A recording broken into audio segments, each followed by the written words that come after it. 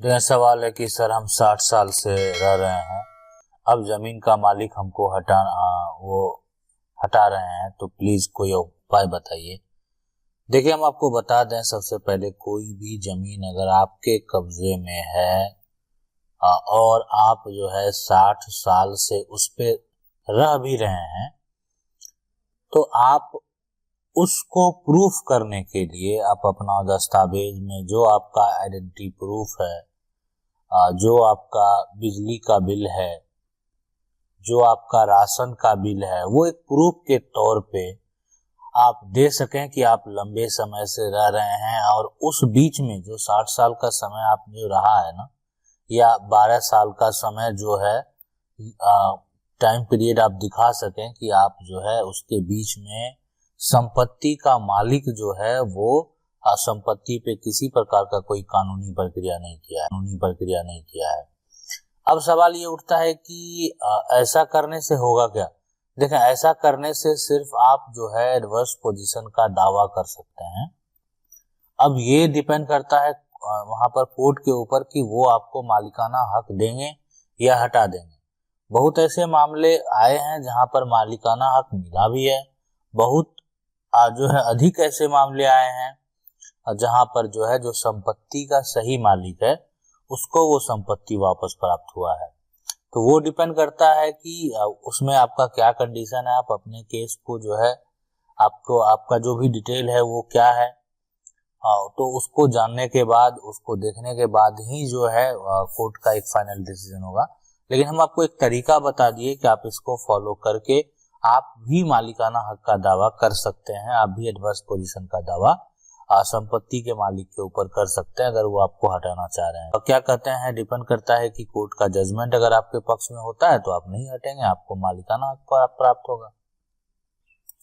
सवाल है कि अगर नकली दस्तावेज बना करके जो रह रहे हैं, जिन्होंने सब जो है नकली तौर तरीके से बनवा कर रख लिया है सब कुछ, तो ऐसे लोगों का जो है क्या इलाज है, जो सरकारी सब योजना का लाभ ले रहे हैं उनका क्या होगा। देखें, एक चीज है, सीधी सी बात, समझने वाली बात यह है कि कोई भी जमीन अगर कोई कब्जा करता है और उसके पास दस्तावेज नकली है, अब वो नकली भी है, अगर वो बना के रह रहा है, सारी योजनाओं का लाभ ले रहा है, तो आप समझ सकते हैं कि वो अपने नकली दस्तावेज को असली बता रहा है और अपने आप को संपत्ति का मालिक बता रहा है। और इस तरह का कब्जा में कभी भी जो है एडवर्स पोजीशन का दावा नहीं होता, इसलिए कि एडवर्स पोजीशन का दावा उसी का होगा जब तक कि वो संपत्ति का खुद मालिक नहीं है, उस संपत्ति का मालिक कोई और है, वो सिर्फ उस पे रह रहा है, लेकिन इतने लंबे समय से रह रहा है कि संपत्ति का मालिक कभी भी उसको बेदखल करने नहीं आया। अब संपत्ति का कोई अगर नकली दस्तावेज बना लिया तो वो एक फ्रॉड है, और उसके ऊपर आप जो है जाली दस्तावेज बनाने के लिए जो है आप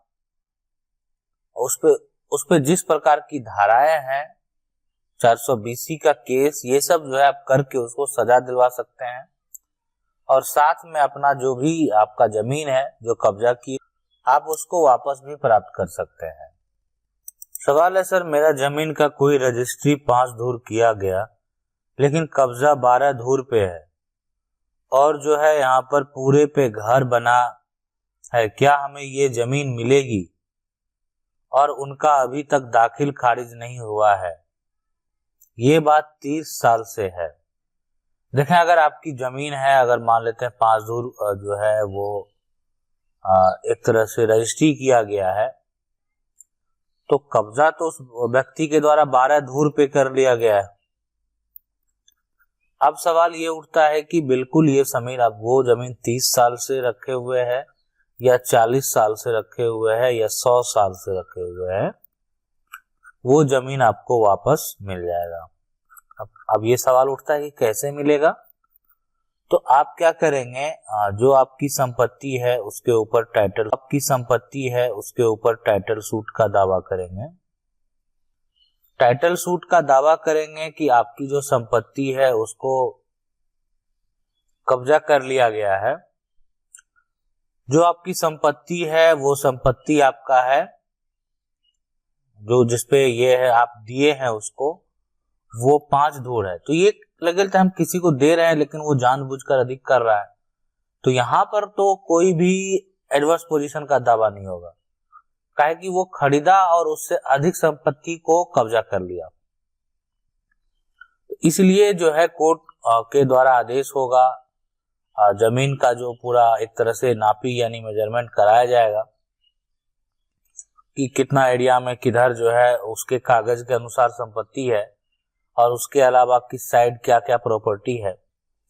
और जब ये साबित नहीं होता है कि उसके पास 5 धूर से अधिक, तो जमीन को जो है खाली करने का आदेश दे दिया जाएगा और जमीन जो है खाली करना पड़ेगा।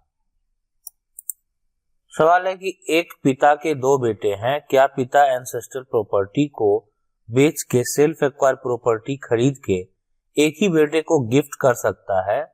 तो एंसेस्ट्रल प्रॉपर्टी को अगर वो बेच सकते हैं तो बेच बिल्कुल सकते हैं, लेकिन अगर आपको आपत्ति है तो आप उस पर रोक लगा सकते हैं। अगर वो उसको बेच करके और खरीदते हैं संपत्ति, ठीक है, तो आप कोर्ट में दावा पेश करके वो एंसेस्ट्रल प्रॉपर्टी को बेचकर खरीदा गया है, इसलिए वो पिता का जो है वो सेल्फ एक्वायर प्रॉपर्टी नहीं माना जाएगा। इसलिए अगर ये प्रूफ हो जाता है तो मतलब उसमें आपकी भी हिस्सेदारी होगी। जो उनके वंशज हैं, जो उनके उत्तराधिकारी हैं, अगर वो इस बात का दावा करते हैं, वो जो है पिता एक ही बेटे को संपत्ति देते हैं, तो यहाँ पर जो है उनका सेल्फ एक्वायर होने के बावजूद भी जो है हिस्सेदारी यहाँ पर मिलेगा। सवाल है सर जी, निजी जमीन से एक ही किसान के खेत से सरकार की तरफ से रास्ता बनाए जाने पर उस पर रोक लगाने के लिए क्या करें? एक विषय पर एक वीडियो बनाइए।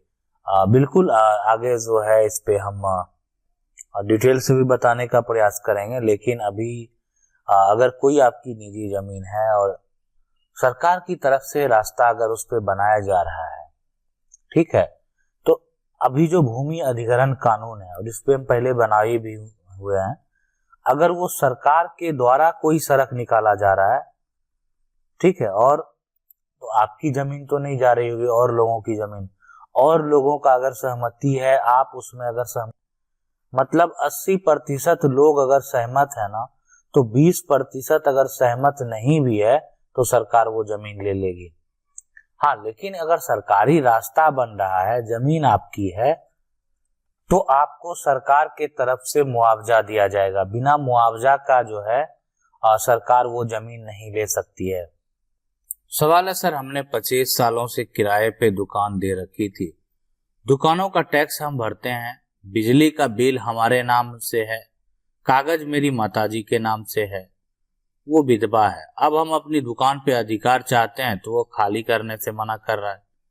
देखें, इसमें सबसे पहले जब भी जो है वो दुकान व्यक्ति चला रहा है, उस पे कस्टमर आ रहे हैं, ठीक है, तो आप जाके उनको खाली करने का हमेशा जो है एक कहने का मतलब होता है कि अगर वो उस तरह का व्यक्ति है तो आप भी उन पे दबाव हमेशा बनाते रहें। अब उसके अलावा आपने ये बात तो ठीक है, आप बिजली बिल भरते हैं, तो ये सवाल तो आप कभी कीजिए नहीं कि आपने 25 साल से उसको किराए पे दे रखा है, बस आपने किराए पे दे रखा है। अब उसके बाद जो यहाँ पे है कि आप जो किराए पर आपने दिया,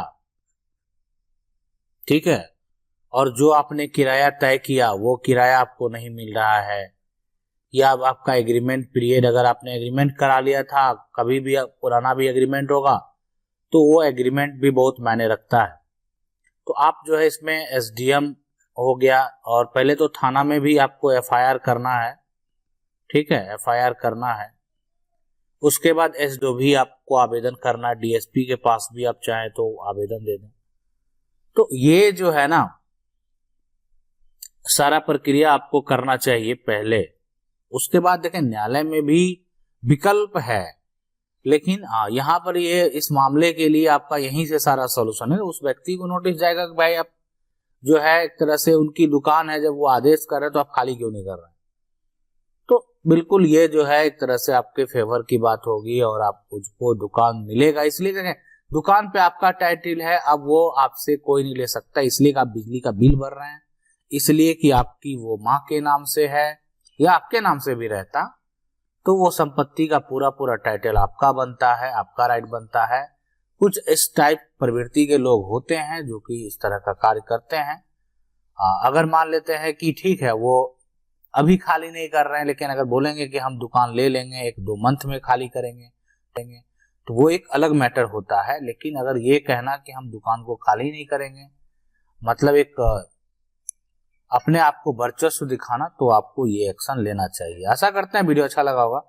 वीडियो अच्छा लगा वीडियो को लाइक जरूर कर दें। चैनल को पहली बार देख रहे हैं सब्सक्राइब करके जो बेल आइकन है उसको जरूर दबा लें। मिलते हैं अगले वीडियो में, तब